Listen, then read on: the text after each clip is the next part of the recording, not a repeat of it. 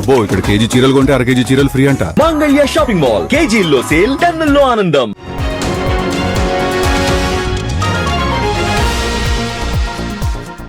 India Russia దోస్తీపై మళ్లీ విషం చిమ్మిన America.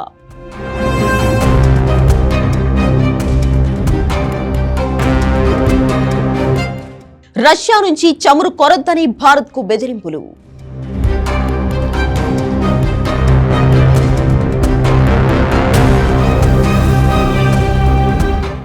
అగ్రరాజ్యం బెదిరింపులకు భారత్ ఎలా బదులిస్తుంది?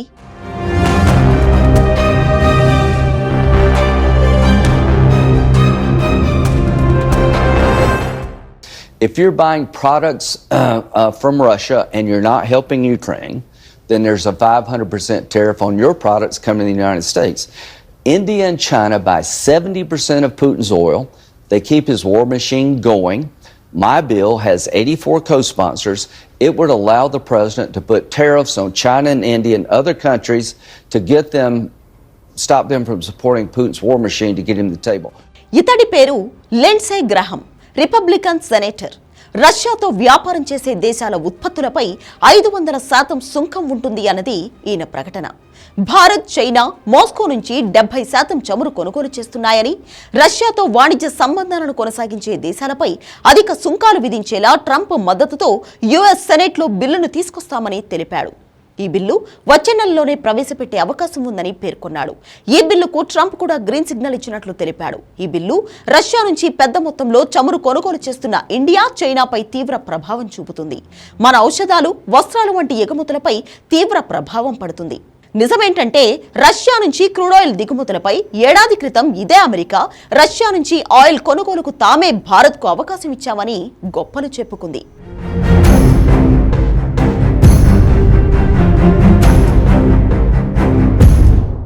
బైడెన్ హయాంలో మన దేశంలోని అమెరికా రాయబారిగా వ్యవహరించిన ఎరిక్ గార్సెటీ గతేడాది కీలక వ్యాఖ్యలు చేశాడు. అంతర్జాతీయంగా చమురు ధరలు పెరగకూడదనే లక్ష్యంతోనే రష్యా చమురు కొనే అవకాశాన్ని భారత్కు ఇచ్చామని చెప్పాడు.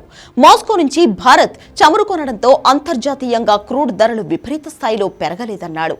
ఈ విషయంలో భారత్ సరైన రీతిలో స్పందించిందని ప్రశంసించాడు. అయితే ఈ విషయంలో ఎరిక్ గార్సెటీ చెప్పిన మాటల్లో నిజాల కంటే అబద్ధాలే ఎక్కువ ఉన్నాయి. ఎందుకంటే రష్యా నుంచి చమురు దిగుమతుల నిర్ణయాన్ని మొదట తప్పు పట్టింది అమెరికానే. ఆర్థిక ఆంక్షలతో రష్యాను చిక్కుల్లో పడేయాలన్న లక్ష్యం నెరవేరకపోవడంతో భారత్ రష్యా ఆయిల్ డీల్స్ ను తీవ్రంగా తప్పుపట్టింది గత బైడెన్ సర్కార్. మోడీ సర్కార్పై తీవ్రంగా ఒత్తిడి తెచ్చే ప్రయత్నం చేసింది. అయితే ఆ ఒత్తిళ్లకు భారత్ లొంగలేదు.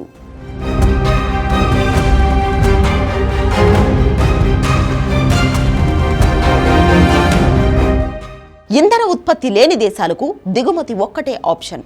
చాలా దేశాలు తమ విదేశీ మారకాల్లో చాలా వరకు ఇంధనం కోసమే ఖర్చు చేయాల్సిన పరిస్థితి. భారత్ కూడా ఇందుకు అతీతమేం కాదు. మన అవసరాల కోసం సౌదీపైనే అధికంగా ఆధారపడ్డాం.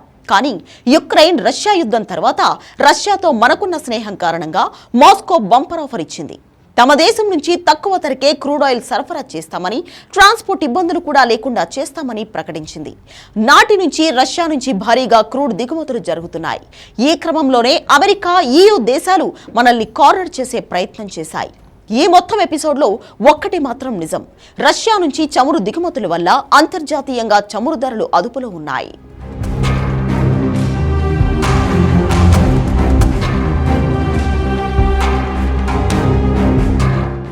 రష్యాపై ఆంక్షలకు ముందు బ్యారెల్ చమురు ధర సుమారు $90 ఉండేది. ఆంక్షల తర్వాత ఈ ధర $120 దాటింది. భవిష్యత్తులోనూ మాస్కోపై మరిన్ని ఆంక్షలు ఉంటాయని సంకేతాలు రావడంతో రిఫైనర్లు అప్పుడే భయపడ్డారు. పాశ్చాత్య దేశాలు చమురు ఆంక్షలు విధించినా రష్యా ఇంధనానికి దూరంగా ఉన్న చమురు బ్యారెల్ $160 నుంచి $200కు పెరగొచ్చని ఇంధన విశ్లేషకులు హెచ్చరించారు. ఈ సమస్యను అధిగమించడానికి నాటి బైడెన్ సర్కార్ తీవ్రంగా యత్నించింది.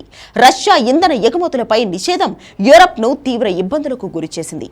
ఎందుకంటే యూరప్కు 40% గ్యాస్ రష్యా నుంచే సరఫరా అవుతుంది.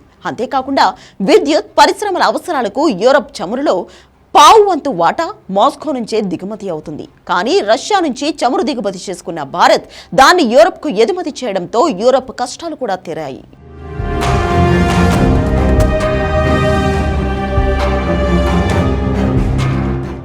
గతేడాది ఈ పరిణామాలను గమనించింది కాబట్టి భారత్ నిర్ణయం బేచంది.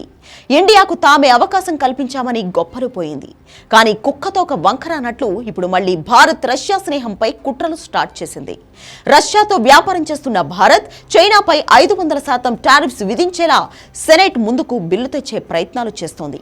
తద్వారా భారత్ చైనాను దూరం చేసి యుద్ధంలో రష్యాను ఓడించడమో లేక కాళ్ల దగ్గరకు తెచ్చుకోవడమో చేయాలనేది ట్రంప్ సర్కార్ ప్లాన్. కానీ ఈ వ్యూహాలు వర్కౌట్ అయ్యే సీన్ లేదు. ఎందుకంటే అక్కడున్నది పుతిన్. పశ్చిమ దేశాలన్నీ కలిసొచ్చిన 3 ఏళ్లకు పైగా కొనసాగుతున్న యుద్ధంలో సింగిల్ గా పోరాడుతున్న పర్సన్. ఇక భారత్ రష్యా స్నేహ సంగతి ఎలా అంటారా? ఈ బంధాన్ని అమెరికానే కాదు ఎవ్వరూ బ్రేక్ చేయలేరు. స్నేహం కోసం భారత్ ఎంతవరకైనా వెళ్తుంది, అవసరమైతే నష్టాలను భరిస్తుంది. అన్నింటికీ మించి భారత్ వస్తువులపై ఆంక్షలు విధిస్తే నష్టపోయేది అమెరికానే. ఎందుకంటే మన ఔషధాలకు ప్రత్యామ్నాయం అమెరికాకు అంత ఈజీ కాదు.